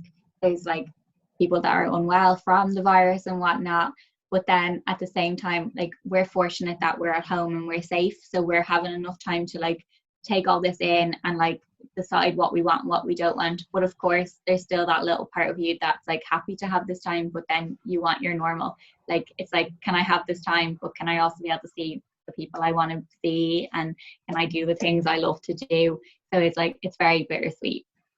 And I think a lot of us are probably being too hard on ourselves in this time because like at the end of the day, it is a global pandemic. Like, were we brought up to like know how to deal with this? Like, a lot of us are having a lot more time with our thoughts and stuff, and that can be difficult because like if you're an overthinker in general, if you're an anxious person in general, now you have more time, more reasons to be anxious. You have more time with your thoughts, which makes it a lot easier to get down in the dumps, to kind of let them take over. And that is kind of the scary thing, I suppose, because like me personally, I'd be the type that like if I have too much free time, I start to think about things. I start to think about the future. I start to think about things that normally would worry me and stuff like money or whatnot. And like then my routine is usually how I run from my feelings, so that because I have too much to do. Yeah, literally. And that's, I think, like, to be honest, I think everybody in the world is nearly guilty of that. There's a few lucky ones that maybe not so, but all of us kind of like mask our feelings and our emotions by keeping ourselves busy. But now we've been kind of forced to stop. But it's kind of getting that kind of balance of allowing yourself feel those emotions and those fears, because they're normal. Like, your emotions and your fears, they're there for a reason. You have to feel them. Like, you have to feel scared to keep yourself safe from situations and things like that. And like, you have to feel sick so you know you're unwell. Like, so these things like are needed for us to survive. But then it's that like not letting them take over, and to keep yourself that little bit, like have your little things, because like some people, like their outlet was the gym, and obviously now they can't go to the gym, so like it's to have that exercise, like go for your run, go for your walk, or read a book, get lost in that. Like it's to find that balance, because you do need to look at yourself and check in with yourself to see that like you're doing okay, like that you're not like too stressed, you're not too overwhelmed, but at the same time you don't want to spend too much, so because you could get in on it and then like it's very hard to get yourself back out of it. And I think for that reason we all need to make sure that like our loved ones, our families and our friends are like doing okay, because you don't realize what other people are going through on their daily lives, and this could be the worst case for some people. Like, some people are probably loving this, having this time, but then there's other people that aren't, and you just don't know how difficult it is for them. And that's why there's so many positives, but then there's negatives there as well, because there will be people who are alone and who are struggling and don't have someone to turn to, and going to work or going to school was that like outlet for them. It was their like peace of mind. There was that time to like forget about what was going on at home or what was going on in their personal relationships, but now they don't have that. They're stuck with their thoughts, and I think that's one of the scary things about it. But it's also it's so important to have this time so that we can look at that, if that makes sense. Oh, definitely. Like, it's bittersweet. I think it's a terrible thing that's happening. People are dying, and it is something, especially in America, you can see like how they're dealing with it, and it's just not working. And more people are dying because people are a bit stupid, and that maybe something to do with the time they're president into them. So you're gonna like be put off air. Yeah, they can do whatever. I'm not getting paid to. Tell me that I gotta get money. No, I want money. Monetize me, please. No, but like it's that kind of situation. Like it depends on where you live, how you look at it. Like it's been good for me. It's been good for you. Kind of. You have had your days. I've had my days. It's been bad for me as well. I think it's kind of a bit of both. Some people you have the worst end of it. Some people don't. But it is really your own perspective and how you deal with stuff. Mm-hmm. But like it's kind of you have to see the beauty in it as well. I think it's everything about life. Your health is your wealth. Money, as your mom has always said, and I kind of believe in that mantra now. I do get very stressed about money because I'm not working at the moment, and the COVID money is there, but I still have loans to pay that I took out years ago. I still have rent to pay. And obviously, Killian is still working, so he still has money, but I'm a kind of a proud person who doesn't like asking for money and that kind of stuff. And you know yourself, when I do borrow money, I'm like, I'll give it back straight away. And you're like, don't worry, give it when you get paid. I'm like, no, it'll be there tomorrow. That kind of thing, where like, you kind of have to tell your pride to kind of fuck off in these kind of situations where like if you need support, ask for it. It is there. Some companies are doing it. I know Killian's company are very good at the moment with support for their employees. I don't know if your company is. My imaginary company called Stephen Incorporated is are dealing with it is a bottle of vodka. Or actually talking to someone, but you know, it's usually the latter, or Twitter, or just watching YouTube videos for hours and talking to them. Or sending me abuse. Yeah, we're getting hippies, but look, we're all human beings. We weren't anyone like them. No. But even as like the fact that like I've always talked about doing drag, you know this for years, always. Would I have ever do? I don't think I would have ever until I was really settled and we had a house and like I was kind of in a job where I had time and I could, I had money. I would have done it, but it's kind of twisted my arm that I can be like, well, you have the time now, so do it. You've no excuse. Yeah, yeah, for sure. Like, no, I don't have all the makeup I want. I don't have all the expensive things I want because I'm a bougie bitch. It's like I love Jeffree Star and I want all of his products. Can I afford all of his products? No. But I can still get cheaper stuff to like try it out and learn. Like I used to be good at makeup, but that was 7 to 10 years ago. So it is a new learning curve. Like yes, I'm buying some of the more expensive stuff to like train myself in, but like I'm getting them at cheaper prices, that kind of stuff. So I am like obviously spending money to then get something back for myself. So there's that as well. Like you were saying, you're talking about online shopping. There's nothing wrong with that. It makes you happy. Like you get new clothes, they're shiny, they're comfy. I'm doing the drag end because it's something I've always wanted to do. I'm artistic. It's another thing I can do. Getting back into YouTube. Each person is different. Like creating these videos, you remember when I was younger, it was something I lived for every day when I did daily videos. I cared about it so much. And I lost that for a very long time till this whole thing, till I started back up. I've started this YouTube channel back up so many fucking times. There's like 5 videos in a row over the last 2 years of where I'm come back, and every day because life got in the way. But I know with life now, I can still have a video recorded for a Friday, even if I'm working a 9 to 5, and do this on a Sunday, even if it is on a Sunday, I'm recording and uploading at the same time. But it's something that I can do. I think it's giving you that chance to build that platform back up and kind of giving you the time to think and like get used to it and get comfortable behind the camera again, so that now when rather than when you do go back to work and do start working 9 to 5, like you've got those creative juices flowing, you feel more comfortable, you've started into a routine, you've built an audience, so you've definitely a positive for you because you've had that chance to rebuild your confidence. Because like back in the day, like you would never have even thought about the camera, like it literally be in your face all the time and I'd be like, Stephen, get away with the camera.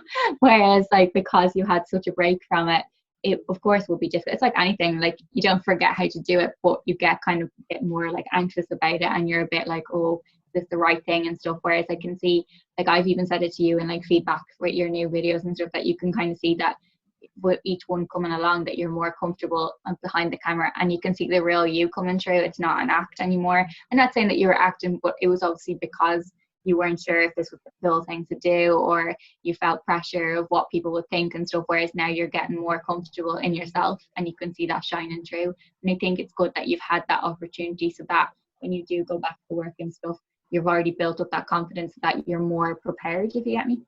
Mm-hmm. No, like it is. Like you see so many YouTubers now. Like it's funny because I've been in the YouTubing game for about 10 years. I know famous people. I know people who've hit it big. I know people who've hit it big and then hit bottom because they burnt out. And like I have them weeks where I know it's only been like 3 or 4 weeks that I've been doing this, or 4 or 5. I don't know. It's forever. I've done like 8 videos. No, it's So been a yeah, while, yeah. 4 weeks. Yeah, about a month, I think. Where I was like pushing myself, sorry, I need a video, and I was like trying to think this will get views. I'm like, why am I looking at it that way? I'm doing this because I enjoy it.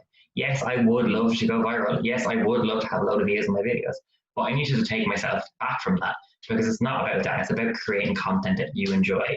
I want to create content I used to like when I was younger. No, probably have people like there was an audience I had when I was younger that people used to watch them because back in the day that's what people watched. That was a big thing, yeah. Like daily vlogs, yeah.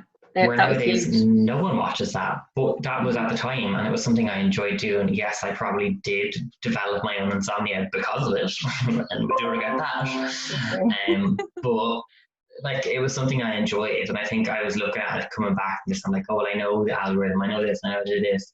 I was like, but why am I looking at that end of it? Why can't I just be doing this because it's a creative outlet I like? And if I am looking at other YouTubers, like, oh, will I do that video because it's good? But I'm like, well, how can I make it my own? Is what I'm looking at. I'm like, I'm not doing it because they got that many views. I'm like, right, I really enjoy that. I think I could do it. But how could I make it my own? Make it your own, yeah, for sure. Because of course you're going to look at other people. Like I think you're doing that in any walk of life. You're like, because you want to aspire to be as doing as well as they are and stuff like that. So I don't think that's like a bad thing that you're looking to other people, but it's just to make sure that you're like happy with what you're doing and that like you're behind that content and that's what you want to do. It's not what you think everybody wants to see, but you have to make sure it's still part of you and you're allowing yourself come true in it. Yeah, so I think I was afraid of coming across as someone who was trying too hard, but then I was trying too hard to not look like I was trying too hard. So it was a double negative itself. Like, so I was trying to be like, oh, well, I'm not doing what other YouTubers do.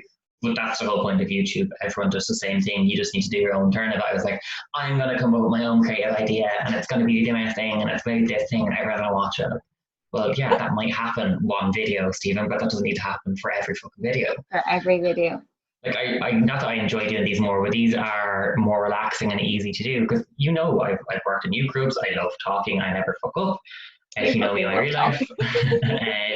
But it's something that's easy for me to do. It's still content. Yes, it is a longer version content, and it is more kind of like a podcast. It doesn't gather as many views. They are coming up and down, differentiates.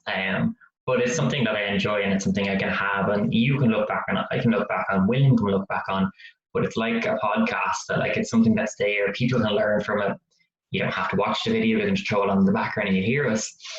It's that kind of thing where like the Friday video is a bit more planned out. And that's the other thing, I used to do stuff off the cuff. I just record it and just blab. Where now I'm actually kind of planning stuff out, and I find if I don't plan it out, it won't work and I get annoyed. But then I also don't like plan out because I don't know how to plan it out. But all I need to do is bullet points down like intro, save it. Not telling myself what to say because I don't want to script it, but I just need to put that in place. Where I was trying to fight away from that. I was like, well, I don't need to do that because I'm creative. I'm like, yeah, but you're also a scarhead, Stephen, so you do need that because you'll try to say hello and talk about the weather or the fact you farted 5 minutes ago, and that's not to do with the video. So like it has been like that end of it, like getting back into whatever creative is. Like I did try drawing at the start of this, and that is something I probably should do a bit more of, but it isn't where my heart is anymore. You know yourself, media is something I've always wanted to work in.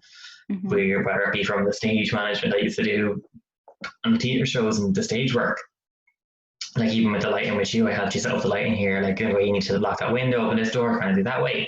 Like even then you were dressing the room as well to put your bed because it does look lovely, but that's the whole point, like the view of the room. Like obviously this room isn't the best at the moment because there's a wardrobe there, but also I'm hiding someone else over here.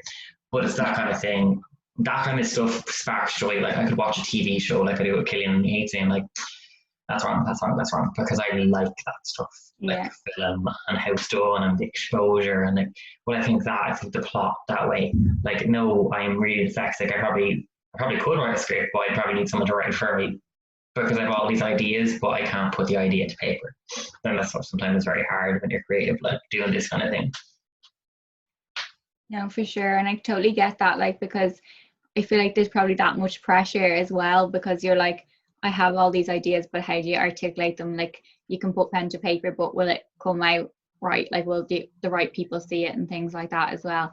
And then it just goes to show like your attention to detail, and that probably like in itself it's a problem, because like you're like watching something and you can't actually properly enjoy it because you're like, oh, why is that there? Or, like that, like because like you said, like before we started the video you were like, oh, the lighting isn't okay, so I had to put the blind down and things like that. Like I would never have noticed that. So it just goes to show like that this is your thing, but it's like at the same time it can probably be more like a hindrance as well, because you're like, oh my god, like something's not fitting right, and then you're probably going to be more so like, oh, this isn't right, I don't like this, I don't like this, and then you're going to find it harder to like post the send button and post it online and for everyone to see, because you're going to be like, oh well, like are people going to see it the way I see it? Like, and they're probably not, like they probably wouldn't have even noticed these things, but for you they are there and you notice them straight away. So it's getting that like in between where you're like, okay, well, like that's a little thing, but like at the end of the day the rest of the video is really good, so I shouldn't just be like, oh, like I messed up there, that was a blooper. Like I have to be like less hard on yourself, I think, because I think that's something that you do struggle with, because you're all like, oh, like this has to be perfect, like I have to make sure everybody loves this. But at the end of the day, if it's 80% good, like you can't like just not post it or not be happy with it because of that like silly thing that happened in the middle, or you notice there's a fucking trousers hanging on the back of the chair kind of thing. So it's been that little bit like more laid back, I suppose. But of course, because it's something that you want to do in the future, like you do have to kind of have that professional outlook on it as well. So it is kind of like that catch-22, because you want to be able to enjoy it, but then you still have to put the time and effort into it as well to make it. Definitely, like that's you hit the nail on the head. Where like it's weird because in certain parts of my life I have been a perfectionist, and other parts I am like, if you looking back on them old videos, how messy and dirty my room actually gives me anxiety now, because I'm messy now, it's just clothes, but like there was at one point there's videos and like my old stuff, like I just laugh at me, people say they watch them or comment on them, like why? Because also I don't know that person anymore. Who is she? But like the floor, like there's just like that gives me anxiety in it. Like if we have drinks in our bedroom and we go for cans, I mean, you know me, Gillian, we drink a lot. Like there be cans everywhere, but like they're on the windowsill. That gives me anxiety. Where I used to have you couldn't see my floor. There was a walkway to my bed. It was horrific. Like I don't even know what the shit on the floor was like. Like actually thinking back, I don't know if there was a screwdriver or screws. Like what was I having? Oh, like you'd literally be like tiptoeing into your room and you would not know if you were going to be stabbed or you were going to find pizza from 2 weeks ago. Like there were some tough times in that room. Oh, definitely. Does not remember them migraines. Oh, like it's such a different time, and it's beautiful. Like I get why I private them videos, and I know where I was, and I didn't want anyone to see that person. But when I did post that video, I did get a bit of feedback. Obviously, in the first video I posted, everyone's like, "Oh, I'm so happy that you're back doing it," and I'm kind of sad to hear that was why you stopped. And I was like, yeah, I was judging myself, and I was all a lot in my own head, and I was like, yes, I did have this persona, but also it was my own self. Like especially the coming out video I released last week, looking back when it came out, like someone on Facebook commented on it, why would you kind of actually get it? It's hilarious. Give me 2 seconds. It's like about like using my me being gay as a personality, and like that was the whole point. That's what I was at, and that's what I'm not doing anymore. Like what is it?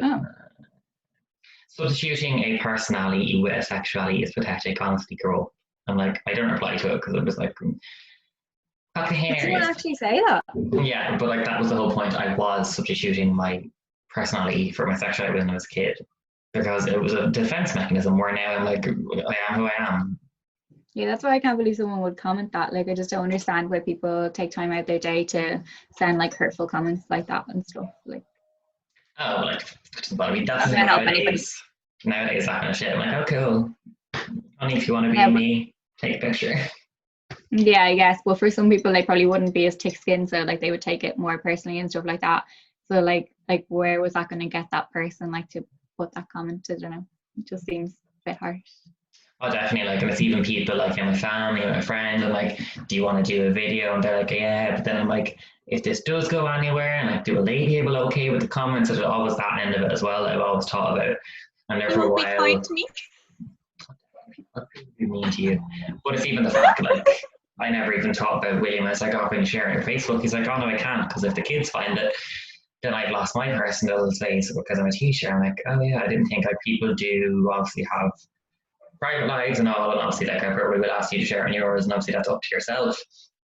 But I didn't even think that like because being on the public platform and being a public figure or whatever you call people nowadays, I'm an influencer.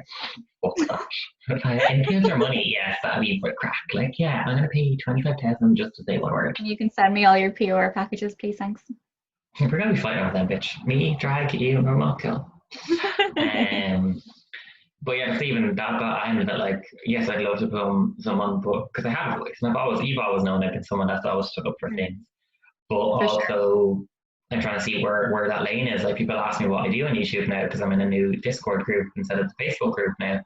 And I'm like, what's the beauty? I'm like, lifestyle, beauty, kind of everything. Like, so I don't want to pigeonhole myself. Yes, you're meant to have a niche to like get a following and an audience on YouTube. But like, it's kind of a bit of everything. Like, it's kind of talking about politics, talking about life, but also then sit down videos or chats and that kind of stuff. It's different. Like, I don't want to pigeonhole myself, but also like you do need to know what your target audience is. But I'm also not looking to like, oh, this is all I want to talk about. Like, I want to talk about gay issues, I want to talk about straight issues, I want to talk about buying a house, I want to talk about moving. It's all different things. It's lifestyle. Lifestyle, I was just going to say, yeah, definitely lifestyle, because you don't want to be stuck in one bracket, because then you kind of feel like you can't like venture into other things that are important to you, because obviously there's a lot of different things that you personally like to speak out about, like obviously like gay rights and things like that, because you're part of the community, but at the same time like they mean a lot to you. And then like obviously you've worked in social care and stuff like that, and as a social worker and things, so like people's rights in general like are things that are important to you. So you don't want to be like, oh well, I'm 100% just here to be talking about one thing, whereas now you have that where you're all like, you have your different things. And I think that's important, because even though people might be interested in one thing, like it's good to have that variety. And I think like especially with these quarantine chats and things like that, like this, like we had like 2 or 3 questions that we had like kind of said we'll talk about, but at the same time we've gone off in loads of different tangents, and like for different people like they'll be able to take different things from that. Like of course it's a relaxed like chat with just us two, and like, well, relaxed probably a little bit, like totally panicked before this started. I'm so glad the video wasn't going at the time, but at the same time like there will be little bits that someone might like come across your video and like get something from, and like that's so important that you have that outlet there. Whereas if you were just doing your stage videos every week, like of course there will be things for people to learn from and stuff, but these kind of give the opportunity for different conversations to come up and important topics to be spoken about, and I think that is very important. Definitely. Like, I see even like with yourself, I found you've kind of looked in on yourself, like you've learned a bit more about yourself, I think, in this regard. For a long time, like I was always, when we were younger, you were a lot quieter, you were a lot more tame, where nowadays you have grown, obviously, as you've got older and you've become more yourself. But I find you're like doing more things for you, like you're doing for Helena, where it was before you were quite like me when I was younger. I used to do things to please people, but I find even not just during this, but during like even over the last year or so, or the last 2 years, you've like grown so much and learned so much yourself as a person. And regards, obviously, then quarantine gives you that little bit extra, like you can have that introspective look at yourself, like, okay, what do I want to change about me? What do I enjoy? Like you've mentioned you bake, and like obviously that's something I knew from you as a kid, but like I didn't think you were still like want to do it. But obviously you have been, and something you found you have. You might not, you may have a calling. I haven't tasted your new stuff yet, but it's something you enjoy. Like, but it's something I don't think we can say I have a calling, but no, for sure. I think like that, like you said, like I think definitely in terms of like growing as a person in the last couple of years, and I think that comes like with age, definitely. Like I think like even like my mom would always be like, oh, I wish I could just give you everything I've learned in life so that like you wouldn't worry so much and things like that. So with age, obviously, I think we've become more accepting of who we are. And definitely, like, I think people that knew me 10 years ago to people that only know me in the last, like, 2 to 5 years will probably, like, kind of be like, wow, you're a completely different person. Like, so, like, in different groups and stuff like that, I can be a lot quieter and stuff, but I have definitely come out of myself. And, like for like some people will be literally like Helena's like the loudest person in the room, but then other people will be like, oh god, she's so quiet. So you can still kind of tell who my older friends were and my newer friends kind of are in that kind of way. Like it's just never quiet. but you see, that's it. Like that's how like like my comfort levels and different things like that. But like I've probably, like as I grow older, I'm getting more comfortable with who I am, and that's allowed me to be be the person I am. Not that I've never been who I am, like I've always been like 100% like known who I was and what I like stand for and things like that. But I do think as I've gotten older, unfortunately, don't really enjoy the whole prospect of getting older, and I'm still not okay with being 26. So we'll just let that one slide. But you did make me say it at the start, so everybody already knows. So I can't pretend to be 16. Although I still can ask for ID, so I'm still okay. But yeah, I'm totally gone off topic there. What's that like? But no, I do think it's definitely like I suppose you do just become more comfortable in yourself, and you start to realize that like you shouldn't care so much about what other people think, and that does allow you to be more who you are. And I think it's definitely shown for you more so maybe because you're actually able to come back on and use YouTube as your platform to speak out about things that are important to you, things you enjoy. And that's definitely came with age, because when you were younger, when you're doing this between the ages of like 13 and 18 or whatever ages you kind of stopped, like you would have been more like, oh, like what are people going to think about this, or like is this cool or whatever. Like I kind of said that earlier on, whereas now you're more so like, well, you know what, I like this, so I'm going to put it out there and hopefully people will like it. And but you don't care as much. And I think that's like probably the best thing that comes with age. You just don't care what other people think. And like I'm not gonna lie, I still care. Like I'll be like, oh god, I can't go to the shop in this like awful looking outfit, like I have to like throw in something a bit nicer kind of thing. So of course you still care what people think, like, but in the grand scale you do become more, well, like who's that person walking in the street, like are they like, why does it matter what they think of you, as long as you're happy with what you're putting out there and what you're doing yourself.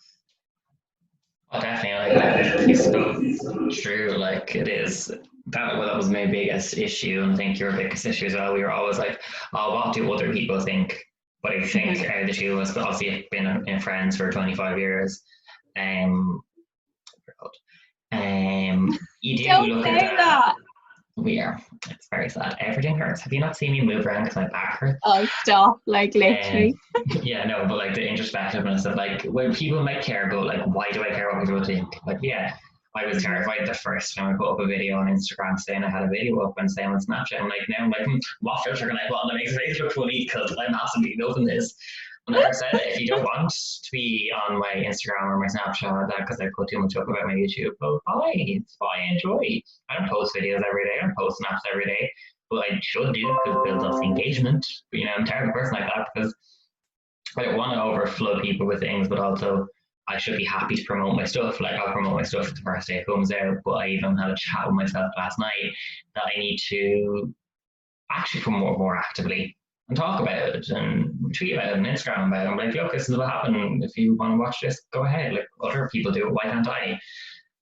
It's like that fear of like failure or people judging me. I'm like, well, who the fuck is Mary from home that I care that's judging me? Like, We see that's it, because I think when you were in school and maybe even when we were in college at those younger ages, we did care about Mary down the road and what she taught.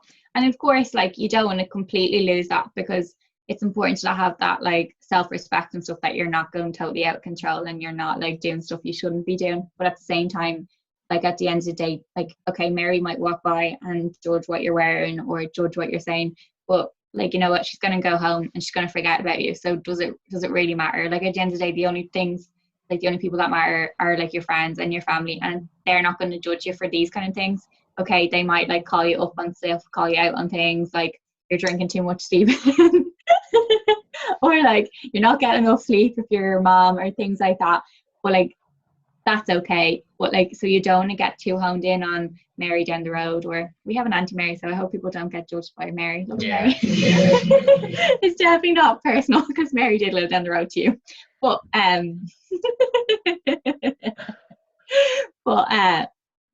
getting sidetracked now. But yeah, it's that like whole, like, of course people are still going to judge you no matter what you do, but as long as you can stand behind what you're doing and you're happy with what you're creating, like then you have to go with the flow, and you have to try put those negative thoughts behind you and like not worry so much about what they're going to think. Because if you can stand by it and you can say you're happy with what you're talking about and that you approve of these things or these actions and things like that, then why shouldn't you be able to put it out there for everybody else to see without having that worry of, oh, what's Mary going to say or what's John going to say kind of thing.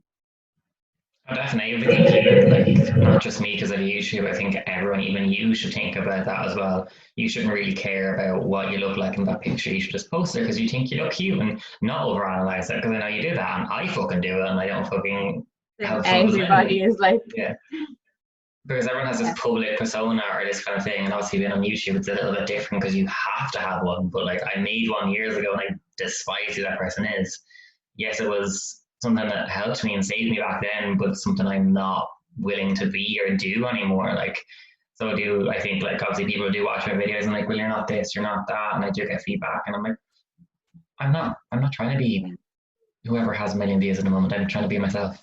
So people find people, and yeah, my people grow with people, and like obviously you grow in age. I'm a little bit older as well, but even like with you in regards to things that you do in like your own life, I'm like we both changed so much, and like I think that's the thing to take from this, like what strength it is to grow and learn from stuff, like, and especially in this kind of situation because we have been given an opportunity to grow and learn about ourselves, and like life does give you that opportunity, and I suppose sometimes I haven't been taking that opportunity to learn from myself. I've just been going and not bettering myself and hurting myself in my own relationship with family, friends, even with Killy, and just not bettering it. Just like saying you're going to, but then not doing anything about it. yeah. Where I I suppose, think we're all okay, very yeah, guilty of that, definitely like. for sure. No, look, it's been a very interesting chat, Helena. Obviously, thank you so much for coming on this evening. It was very enjoyable, even though we had some many breakdowns, as we did the whole time. But it was very enjoyable. I hope you did enjoy this evening. Now I have to say, after like the starting nerves went along, it's actually been really nice, and like that, like I guess because we hadn't really planned to talk about a lot of things, so it was kind of nice to kind of like talk about more stuff that we weren't expecting to, and just to catch up, I suppose, as well, like in that way, and hopefully that everybody else will enjoy it. And yeah, thank you. Look, guys, as I always say, if you want to join in on this situation, you can contact me on any of my social medias. They're down below, or Killian as well. Obviously, if Helena wants me, you can put her Instagram or whatever handle down below as well in the description box. Look, I upload on Fridays and Sundays. Times kind of different, depends if I've made a video or not. Lol, that will be fact. But yeah, look, if you want to come on this journey, I do loads of things on this channel, talks, chats, quarantine chats at the moment. This is something I do want to keep up for the next couple of years. It's not just going to be for quarantine. It's something I really enjoy. Kind of want to turn it into a podcast. So if you want to come along for the ride of that, definitely check by. Don't forget to hit that subscribe button, hit the notification bell so you get notified whenever it does actually work that I uploaded a video. And I hope you really enjoyed this. It was really enjoying having Helena on this evening and getting her perspective, obviously from working in property and that kind of stuff. Something I would never have thought about. I don't want to have to work in the industry. But yeah, I'm going to fuck off now. I hope you've enjoyed this. Obviously, check back on Friday and there'll be a new video. And yeah, see you now. Thank Bye. you. Bye.